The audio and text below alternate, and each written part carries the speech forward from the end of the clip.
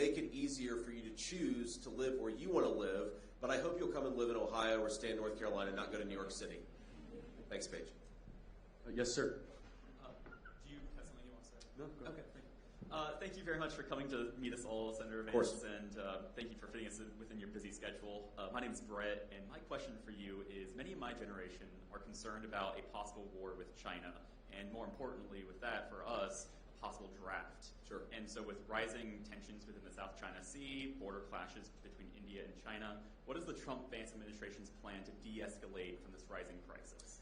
Yeah, Brett, it's a very important question. And look, this is the thing that I worry the most about for this generation is that if we don't get foreign policy right, a lot of people in your generation are going to pick up the pieces and fix the mistakes of the current generation of American leadership. And I don't want you to have to do that. I want you guys to build great lives. I want you to work in great careers. I want you to start families. I want you to be able to live your dreams, not have to go and fight a war because Kamala Harris screwed up again, as she's been doing for the last 3.5 years. And it's going to get a lot worse if we promote her to President of the United States. And our specific plan to de-escalate in the South China Sea is, it's somebody said it, some smart strategist said the best way to stop a war is to prevent a war from starting in the first place. And this is what, if you go back to Donald Trump's foreign policy, consider Europe. Russia invaded a sovereign nation when Barack Obama was president. Russia invaded a sovereign nation when George W. Bush was president. Russia invaded a sovereign nation during the Biden-Harris administration. The one time in the last 2 decades that Russia didn't invade a sovereign nation was when? Under the 4-year administration of Donald J. Trump. Now, why was that? And people always say, especially my fellow Republicans, they always say, well, Donald Trump's foreign policy was strong. Well, it was strong, and that's definitely true. But that's only half of it. It was also smart.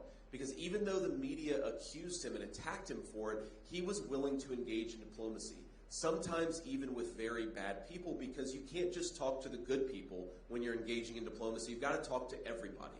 That's what real leadership looks like. Again, I was with Tulsi Gabbard yesterday, and she told me, and I didn't realize this, that there was a major threat from North Korea of an ICBM, an intercontinental ballistic missile, hitting Hawaii early in 2017.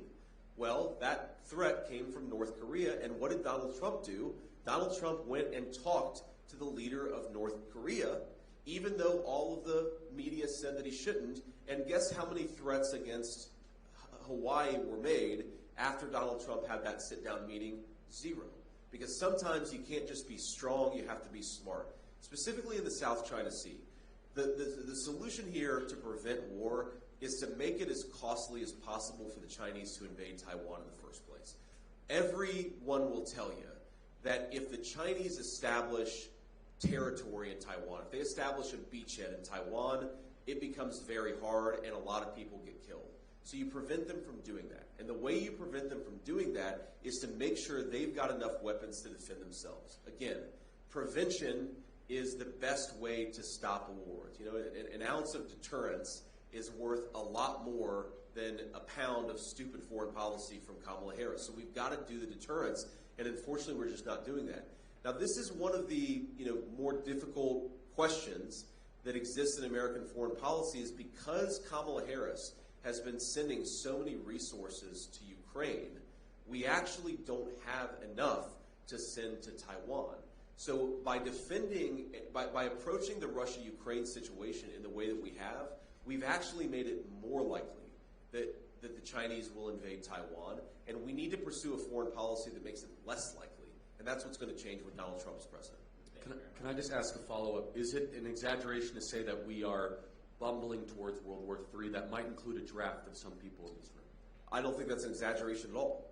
I think that we are sleepwalking ourselves into World War III, and if you go back to all of the really terrible world conflicts, they almost always come from incompetent leadership rather than evil leadership, right? It's people who just aren't smart and aren't thinking about, if I do this thing, you can't just think about the immediate consequence. You've got to ask yourself, what is the second order and the third order consequence? If I send a lot of javelins and a lot of artillery shells to one country, does that mean that another country is not getting the resources necessary to prevent itself? If I spend a lot of money over here, do the Chinese perceive that we're weaker than we should be because we haven't spent that money on our own defense. These are the things that Donald J. Trump thinks about, and unfortunately, these are not the things that Kamala Harris thinks about.